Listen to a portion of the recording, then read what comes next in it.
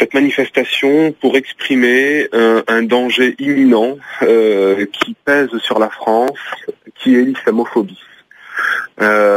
Juste pour comprendre l'effet dévastateur de cette islamophobie dans la société française, sur le seul mois de janvier, en rapport avec les attentats qui ont touché toute la France, qui ont heurté tous les Français, et notamment les musulmans les Français de confession musulmane, les seuls actes recensés durant le mois de janvier représentent la totalité des actes islamophobes de 2013. Juste sur un mois, nous avons explosé les compteurs des actes islamophobes qui touchent les biens et les personnes de la communauté musulmane sur l'ensemble de l'année 2013. Et ça, c'est grave. L'islamophobie, c'est la peur de l'islam. Aujourd'hui, l'islamophobie, s'il reste chez les gens, ce n'est pas un délit.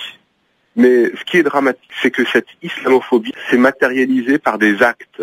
Aujourd'hui, cette marche vise à sensibiliser l'ensemble de la population française, c'est-à-dire les médias notamment, c'est-à-dire les pouvoirs publics aussi, et surtout la classe politique, qu'aujourd'hui, l'islamophobie alimentée crée des désastres dans la société française. Aujourd'hui, des femmes, des enfants, des mosquées, des sépultures, des commerces, des gens se font agresser pour leur appartenance réelle ou supposée à l'islam. Aujourd'hui, cette marche vise aussi à sensibiliser l'ensemble des pouvoirs politiques qu'à cause de l'alimentation, le déchaînement médiatique sur une partie de la population, à savoir les musulmans, eh bien ça a fait des victimes.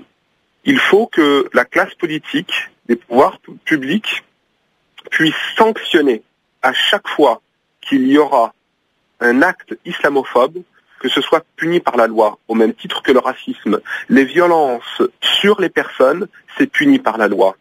Mais il y a des circonstances aggravantes. Lorsque ces agressions sont alimentées par du racisme, ou par de l'antisémitisme, ou par de l'homophobie. Aujourd'hui, tous les actes, ou la plupart des actes qui ont été commis sur les biens ou les personnes pour leur appartenance religieuse liée à l'islam, ça a été systématiquement soit des non-lieux, soit des condamnations bien en dessous de ce qui se faisait, notamment dans le cadre du racisme, de l'antisémitisme ou de l'homophobie.